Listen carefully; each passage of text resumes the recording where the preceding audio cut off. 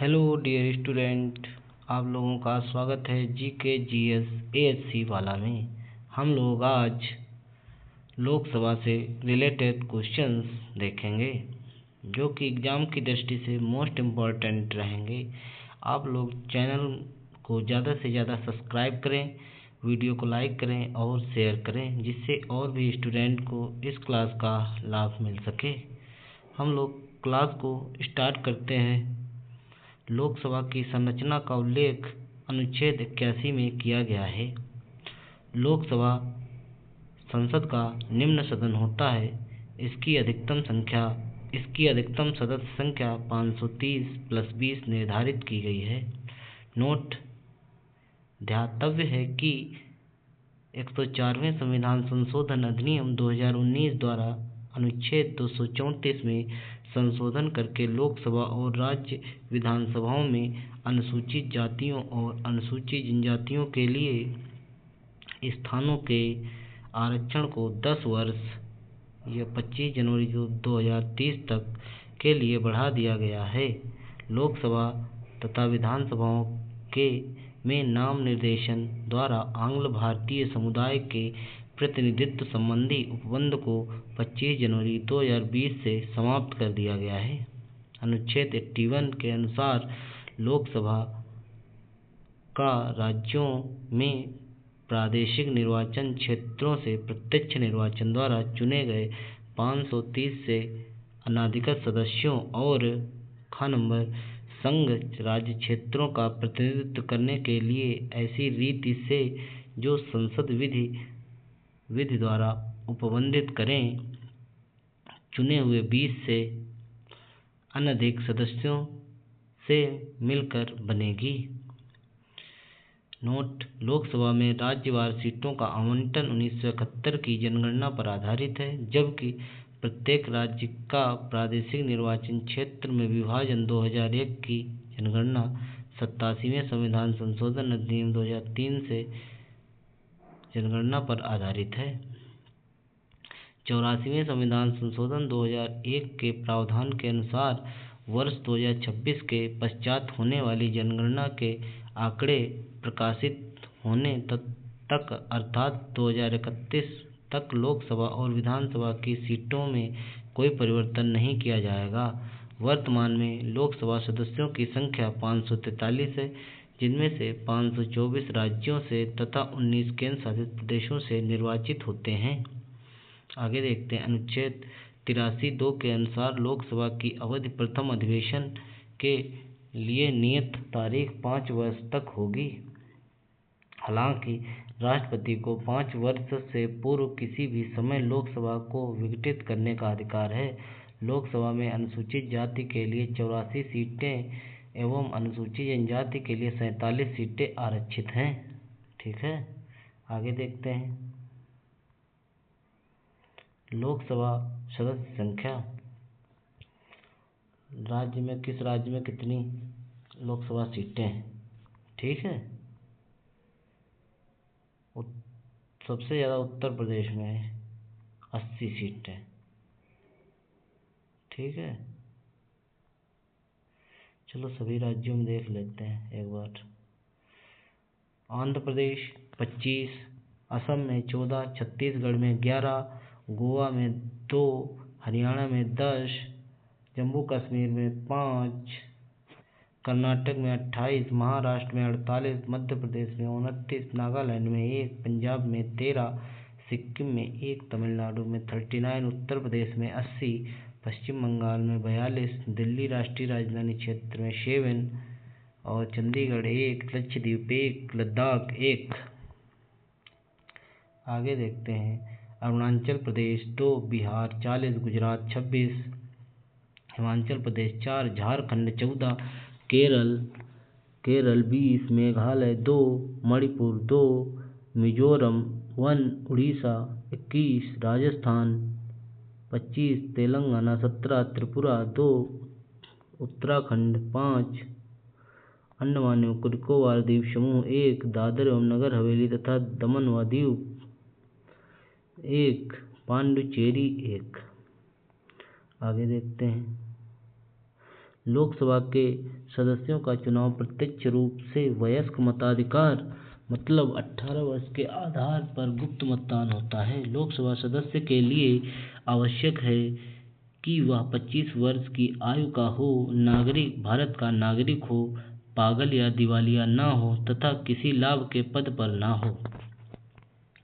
विधेयक के प्रकार टाइप ऑफ बिल्स: साधारण विधेयक, धन विधेयक, वित्तीय विधेयक और विशेष विधेयक।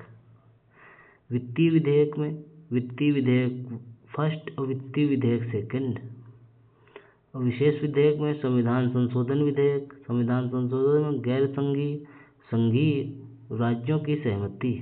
आगे देखते हैं। आपातकाल के समय संसद विधि द्वारा लोकसभा के कार्यकाल में वृद्धि कर सकती है, जो 1 वर्ष से अधिक नहीं हो सकता। आपात की उद्घोषणा के प्रवर्तन में न रह जाने के पश्चात उसका विस्तार किसी भी दशा में 6 माह की अवधि से अधिक नहीं होगा। आगे देखते हैं।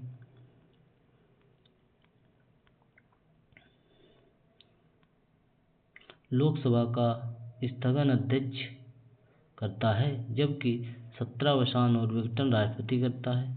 मंत्रिपरिषद लोकसभा के प्रति सामूहिक रूप से उत्तरदायी होती है। लोकसभा में कोरम या गणिपूर्ति कुल सदस्य संख्या का 1/10 55 सदस्य होता है।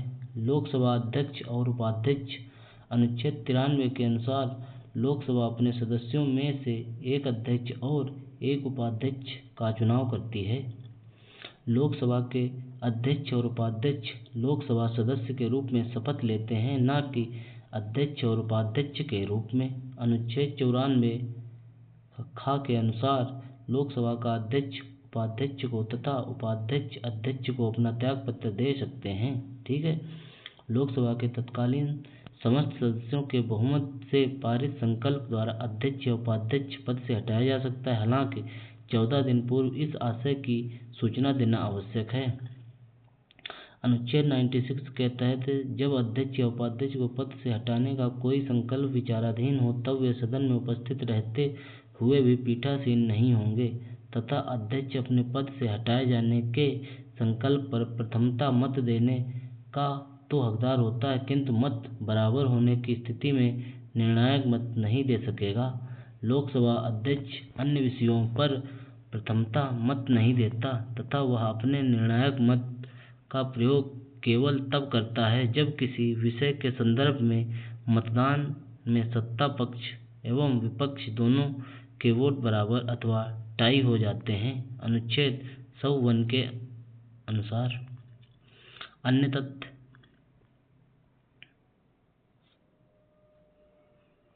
अनुच्छेद 108 के तहत दोनों सदनों की संयुक्त अधिवेशन का प्रावधान किया गया। अनुच्छेद 111 के तहत कोई धन विधेयक जो राष्ट्रपति के समक्ष अनुमति के लिए प्रस्तुत किया जाता है, लोकसभा अध्यक्ष द्वारा हस्तांतरित एक पृष्ठांकित प्रमाण पत्र द्वारा समर्थित होना चाहिए कि वह एक धन विधेयक है। लोकसभा अध्यक्ष दोनों सदनों की संयुक्त अधिवेशन की अध्यक्षता करता है। अनुच्छेद 118(4) के अनुसार कोई विधेयक धन विधेयक है या नहीं, इसका निर्णय लोकसभा अध्यक्ष करता है। प्रथम लोकसभा का कार्यकाल 17 अप्रैल 1992 से 4 अप्रैल 1957 तक रहा, जबकि लोकसभा का प्रथम अधिवेशन 13 मई 1952 को शुरू हुआ था। लोकसभा अध्यक्ष और कार्यकाल जीवी मावलंकर फर्स्ट 15 मई 1952 से 27 फरवरी 1956 तक। ठीक है। इस समय ओम बिरला जी अध्यक्ष हैं। लोकसभा स्पीकर ओम बिरला हैं। लोकसभा स्पीकर ओम बिरला हैं। ठीक है।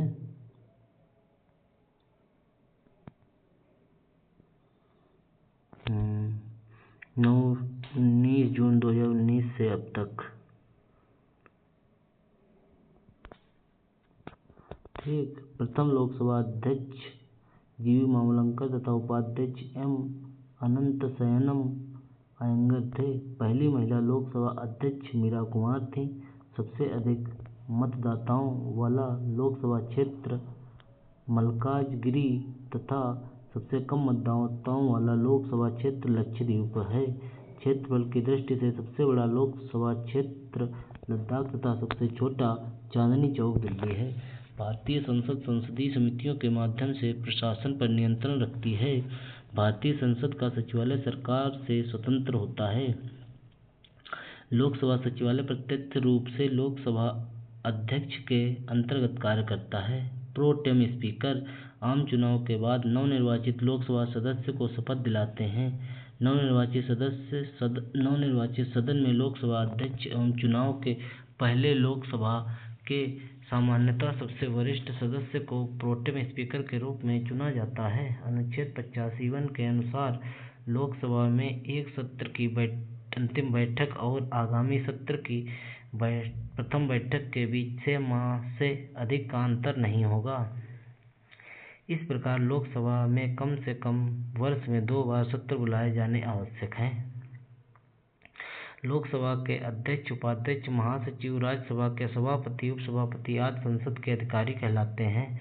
कोई संसद सदस्य जब 60 दिन तक सदन को बिना सूचित किए अनुपस्थित रहता है तो उसकी सदस्यता समाप्त की जाती है। अनुच्छेद 108 के अनुसार संसद के दोनों सदनों की संयुक्त अधिवेशन तब आयोजित किया जाता है जब किसी विधेयक या धन विधेयक एवं अनुच्छेद 368 के तहत संविधान संशोधन विधेयक के अतिरिक्त पर विचार करने और उसे पारित करने में दोनों सदनों के मतभेद हों। अनुच्छेद 118 के अनुसार लोकसभा का अध्यक्ष संसद के दोनों सदनों की संयुक्त बैठक की अध्यक्षता करता है।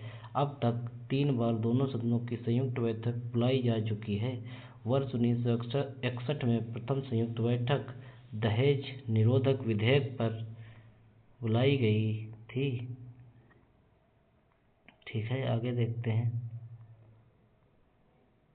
वर्ष 1978 में द्वितीय संयुक्त बैठक बैंक सेवा आयोग विधेयक पर और वर्ष 2002 में तृतीय संयुक्त बैठक पोटा के लिए बुलाई गई थी। कोई विधेयक धन विधेयक है या नहीं, इसका निर्णय लोकसभा अध्यक्ष करता है। कोई कानूनी विधेयक संसद के दोनों में से किसी एक सदन के पटल पर रखा जा सकता है। भारत की संचित निधि से धन निकालने के लिए विनियोग विधेयक पारित करना पड़ता है। संविधान के अनुच्छेद 116 के अनुसार विनियोग विधेयक के पारित न होने की स्थिति में जब संघ सरकार को कोई धन की आवश्यकता होती है तो लोकसभा को लेखानुदान के माध्यम से निश्चित अवधि के लिए भारतीय संचित निधि से अग्रिम निधि प्रदान करने की शक्ति प्राप्त है। आगे देखते हैं। संसदीय समितियां। संसद विभिन्न समितियों के माध्यम से अपने कर्तव्यों का निर्वहन करती है। ये समितियां सदन द्वारा नियुक्त अथवा निर्वाचित की जाती हैं या अध्यक्ष सभापति द्वारा नाम निर्देशित की जाती हैं। ये अध्यक्ष या सभापति के निर्देशानुसार कार्य करती हैं तथा अपना प्रतिवेदन सदन को या लोकसभा अध्यक्ष या सभापति को सौंपती हैं। संसदीय समितियों को मुख्यतः 2 भागों में विभाजित किया गया है। एक है स्थायी समिति तथा तदर्थ समितियां। स्थायी समितियां स्थायी प्रकृति की होती हैं जो निरंतरता के आधार पर कार्य करती हैं। इसका गठन प्रत्येक वर्ष अथवा समय समय पर किया जाता है। तदर्थ समितियों की प्रकृति स्थायी होती है। जिस उद्देश्य के लिए तदर्थ समितियों का गठन किया जाता है उसके पूरा होते ही इसका कार्यकाल भी समाप्त हो जाता है। विधेयक को प्रवृत्त समितियों या संयुक्त समितियां तदर्थ समितियों का प्रमुख उदाहरण। प्रमुख स्थायी समितियां: नंबर 1 वित्त समिति, नंबर 2 विभागीय स्थायी समितियां, नंबर 3 जांच समितियां, नंबर 4 परीक्षण एवं नियंत्रण के लिए गठित की गई समिति, नंबर 5 सदन के दैनिक कार्यों से संबंधित समितियां, नंबर 6 सदन समिति अथवा सेवा समिति, अनुसूचित जातियों एवं जनजातियों के कल्याण पर सीमित आदि। वित्तीय समितियों के अंतर्गत लोक लेखा समिति, प्रकलन समिति तथा सार्वजनिक उपक्रम समिति शामिल है। लोक लेखा समिति, इसमें कुल सदस्यों की संख्या 22 होती है, जिसमें 15 सदस्य लोकसभा के तथा 7 सदस्य राज्यसभा से लिए जाते हैं। इस समिति के अध्यक्ष को लोकसभा अध्यक्ष या द्वारा नियुक्त किया जाता है।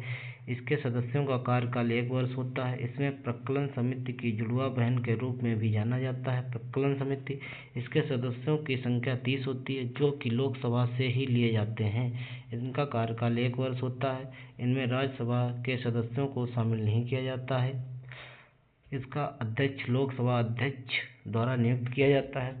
सरकारी खर्च में कमी लाने आदि विषयों पर यह समिति रिपोर्ट देती है। आगे देखते हैं। गठन। सार्वजनिक समितियां।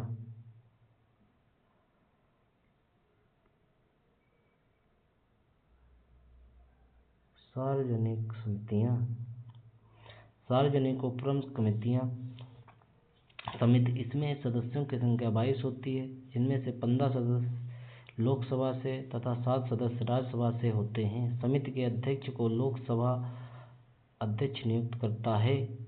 कोई भी मंत्री इस समिति का सदस्य नहीं हो सकता। महत्वपूर्ण शब्दावली।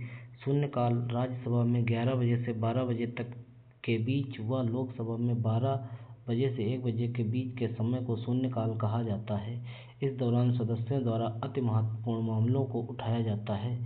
तारांकित प्रश्न एवं अतारांकित प्रश्न। ऐसे प्रश्न जिनका उत्तर सदस्य को तुरंत अपेक्षित होता है तारांकित प्रश्न कहलाते हैं और इनका उत्तर मौखिक रूप से दिया जाता है। ऐसे प्रश्न जिनका उत्तर सदस्य लिखित रूप से चाहता है अतारांकित प्रश्न कहलाते हैं। विनियोग विधेयक। इसके द्वारा ही भारत में संचित निधि से धन निकाला जा सकता है। इसमें संचित निधि पर भारित व्यय और अनुदान की मांग शामिल होती है। वित्त विधेयक। अनुच्छेद 117 में वित्त विधेयक के बारे में विशेष प्रावधान है। ऐसे विधेयक जो राजस्व तथा व्यय से संबंधित होते हैं वित्त विधेयक कहलाते हैं। धन विधेयक। संविधान के अनुच्छेद 110 फर्स्ट के उपखंड का से उपखंड 6 तक उल्लिखित विषयों से संबंधित विधेयक धन विधेयक कहलाते हैं। नियम 193।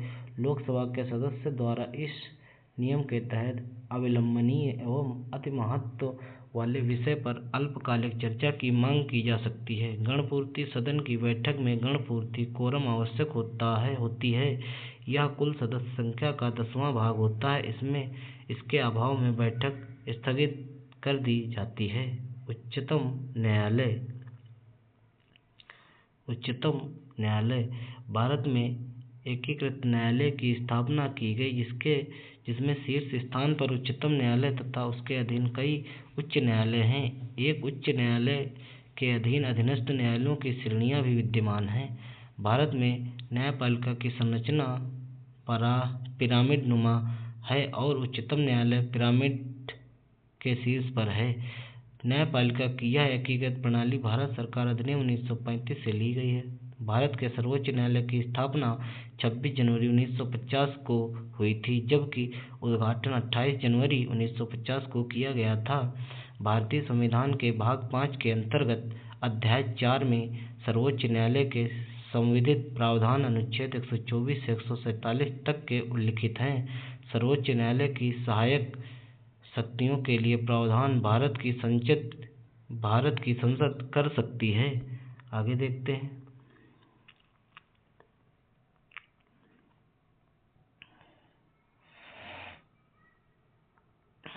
अनुच्छेद 124 के तहत उच्चतम न्यायालय की स्थापना और गठन संबंधी प्रावधान हैं। पहले उच्चतम न्यायालय में एक मुख्य न्यायाधीश और 30 अन्य न्यायाधीश होते थे। वर्तमान में उच्चतम न्यायालय न्यायाधीशों की संख्या संशोधन अधिनियम 2019 के द्वारा अन्य न्यायाधीशों की अधिकतम स्वीकृति संख्या 30 से बढ़ाकर 33 कर दी गई है। इस प्रकार वर्तमान में उच्चतम न्यायालय के मुख्य न्यायाधीश सहित कुल न्यायाधीशों की संख्या 34 है। पदावधि। उच्चतम न्यायालय का न्यायाधीश बनने के लिए न्यूनतम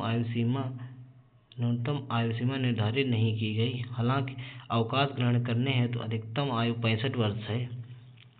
अवकाश प्राप्ति के बाद उच्चतम न्यायालय के न्यायाधीश भारत में किसी भी न्यायालय या किसी भी अधिकारी के सामने वकालत नहीं कर सकते। नियुक्ति। उच्चतम न्यायालय के मुख्य न्यायाधीश की नियुक्ति राष्ट्रपति करता है। अन्य न्यायाधीशों के मामले में मुख्य न्यायाधीश से सलाह के बाद राष्ट्रपति उसकी नियुक्ति करता है। योग्यताएं।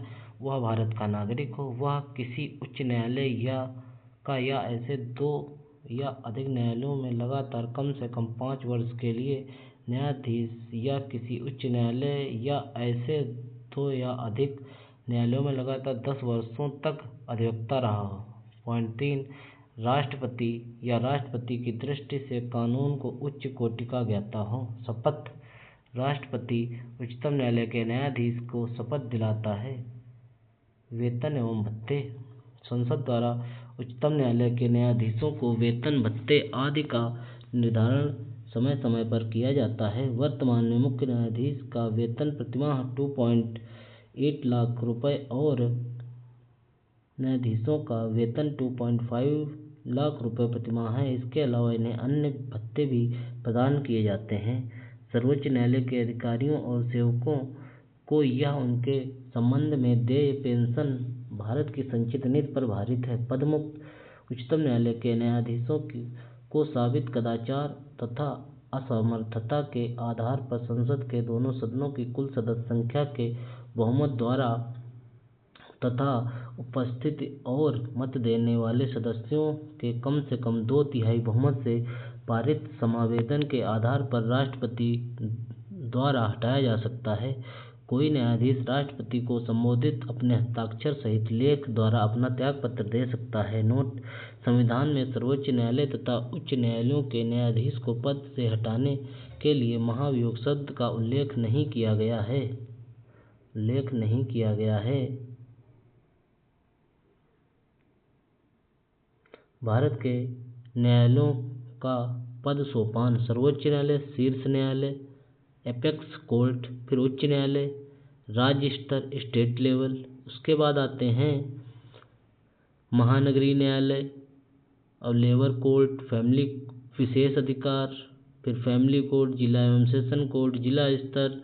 फिर इसमें महानगरीय जिला न्यायालय में आते हैं सिटी कोर्ट और सेशन कोर्ट क्रिमिनल, और लेबर कोर्ट उच्च न्यायालय में आते हैं। और फिर विशेष अधिकरण वाले, इसमें कैट आता है, आयकर आता है, वाहन दुर्घटना दावा आता है, सहकारिता आता है, किराया नियंत्रण आता है, राष्ट्रीय हरित अधिकरण आता है।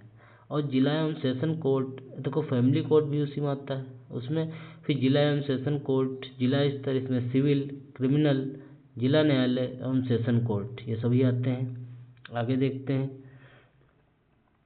उच्चतम न्यायालय की शक्तियाँ एवं अधिकारिता।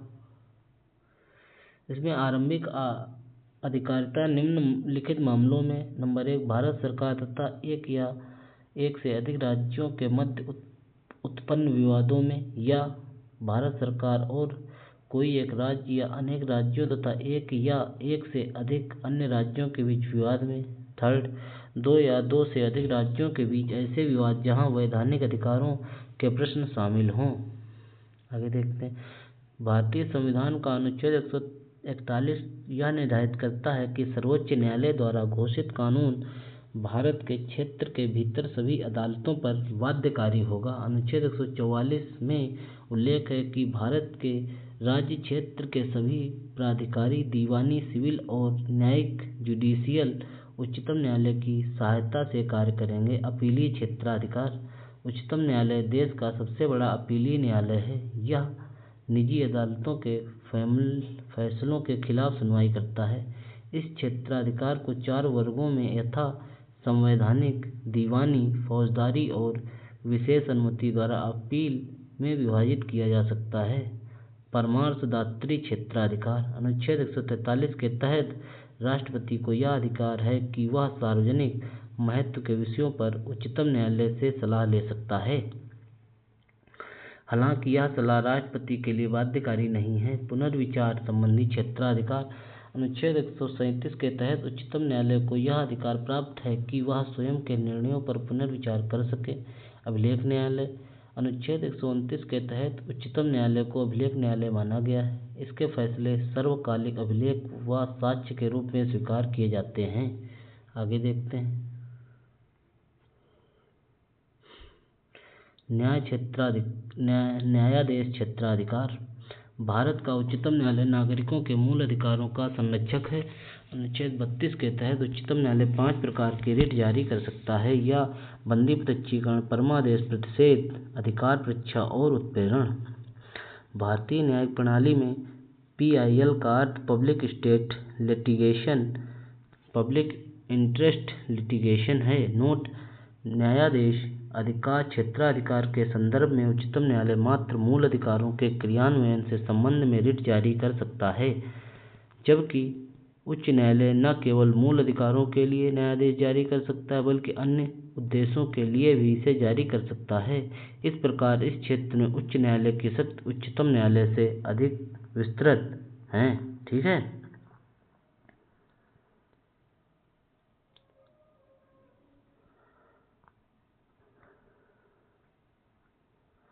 ठीक है, आप लोग समझ गए।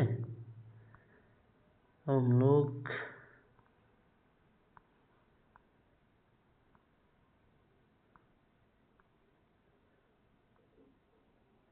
हम लोग इस क्लास को यहीं पे समाप्त करते हैं। आगे की क्लास को हम लोग शाम को देखेंगे। आप लोग इस क्लास का 2 बार रिवीजन करें जिससे इस क्लास के सभी क्वेश्चन आपको तैयार हो जाएं। आप लोग चैनल को ज़्यादा से ज़्यादा सब्सक्राइब किया करिए और वीडियो को लाइक और शेयर भी किया करिए जिससे इस क्लास का लाभ अन्य स्टूडेंट्स भी प्राप्त कर सकें। मिलते हैं नेक्स्ट पार्ट में जल्दी। Thank you.